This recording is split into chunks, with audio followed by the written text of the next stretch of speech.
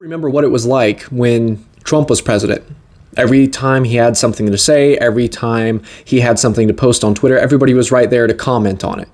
Okay, any off-color thing that he said, anything that could be taken out of context, it was used to brutalize him and bash him. But after this Memorial Day weekend, it appears that the shoe is on the other foot, because Kamala Harris actually posted a tweet on Twitter of herself this past weekend. It was a picture of her smiling, and it simply said, "Enjoy the long weekend." That's the only thing it said. As if she was the one that was gifting it to us. And I'm actually kind of glad, because she got completely blasted on this, because people called it disrespectful. People called it tone deaf to what Memorial Day actually is and what it actually means. And it means that we take a weekend to remember and honor and pay tribute to all of these fallen soldiers that have died. And I can't imagine what it would be like if Trump would have posted something like this. And I know I said that Kamala Harris got hate for it. She got blowback for it. But the things that Trump would say, they would run with it as long as they possibly could. And here in a few days, it's probably just going to pass away. It's just probably going to fade away underneath all the other stuff going on. But I just want to make a note that these perfect candidates, these perfect people that you think that we have with Joe Biden and Kamala Harris, they're no better than Donald Trump. You think that just because we have Joe Biden and Kamala Harris in office, that's going to free us from all of the nonsense. And I've said this before on other segments, that Joe Biden, Kamala Harris, specifically Joe Biden, they were supposed to be the heroes, right? They were supposed to come in and make everything better. But it turns out, they're not really good at any particular thing.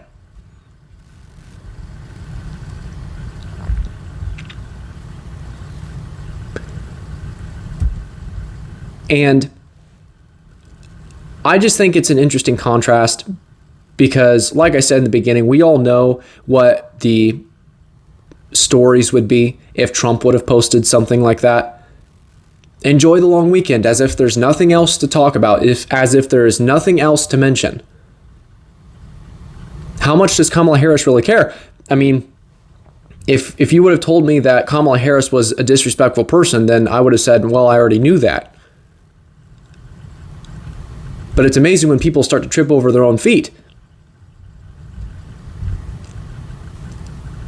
And just so you remember that horrible, bad orange man known as Donald Trump, my Instagram feed has been blowing up with quotes from when he made a Memorial Day address and videos of him visiting the graves of soldiers, a video of him comforting a young boy who had lost his dad, comforting families, putting flowers on graves. There's a whole bunch of that stuff. But people don't like to talk about that side of Donald Trump. They think that just because he's a little bit, well, probably quite a bit arrogant, and they think that just because he can't keep his mouth shut in some situations automatically means that he has done no good thing. Donald Trump was capable of doing not one singular good thing. And everything that he said was being watched with the eyes of the media, waiting to be taken out of context, waiting to be destroyed, waiting to be thrown out there for people to attack. But as volatile as you think Trump was, as insensitive as you think Trump was, Kamala Harris is right there.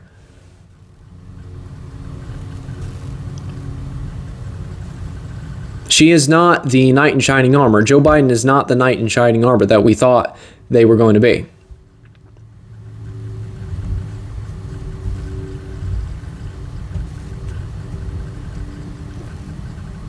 And I think that when people make tone deaf statements like this,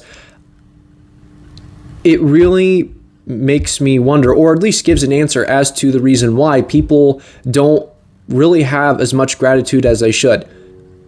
Because we've watched the videos of people burning flags and the overall hatred that America as a country has gotten over the last year. And that hate is not coming from other countries. It's not coming from China or Russia, which they would like to completely corrupt our way of life here. But it's coming from American citizens. It is coming from people who have tasted the very best of what this world has to offer, and that is being an American and living the American dream.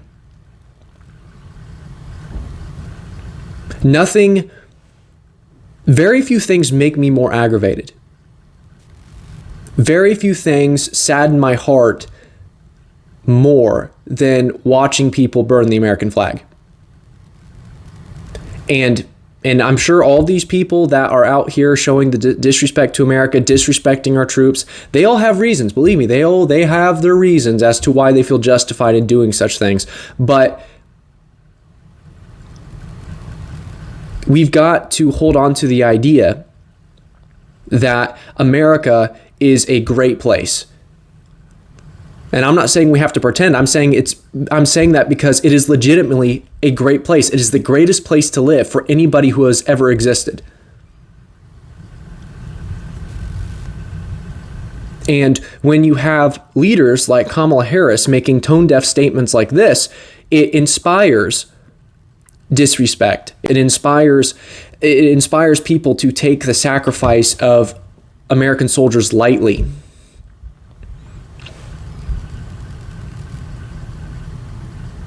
And it seems that as time has gone on, and America has become more wealthy and more stable in many ways, and America has become greater and greater and greater, it seems like the gratefulness is slowly disappearing. As life evolves, as life gets better for everyone living here, the gratefulness continues to decline.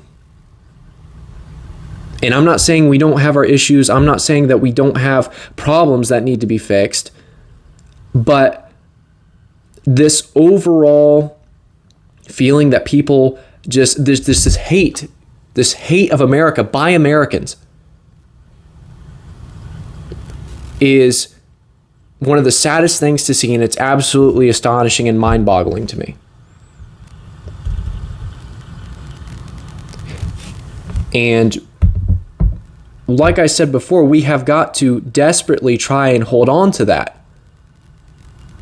We have got to desperately try and hold on to this idea that not only America is the greatest place ever, but we have unbelievable potential to do good and do better than we have done in multiple facets of life. But sadly, some people don't see it that way. Sadly, some people just see it as a place that has caused unbearable and unbelievable amounts of suffering. And like I said, it's historically speaking, specifically, I mean, there's blots, there's dark spots in American history. There's things that we shouldn't be proud of.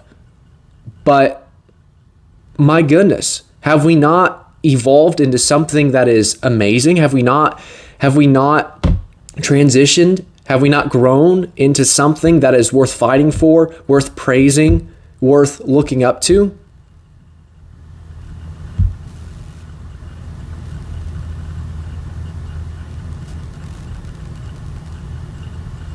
All of the soldiers that we took the time to honor this weekend, they believed that America, despite its flaws, was great enough, was worthy enough for them to fight and lay down their lives.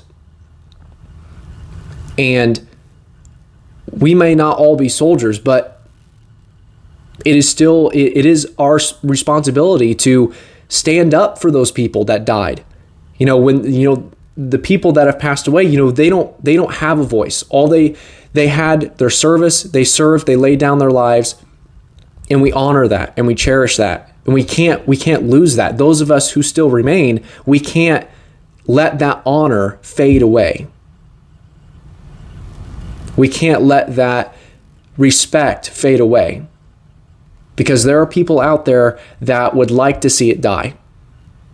They would like the memory, they would like the culture, they would like the American life to fade away.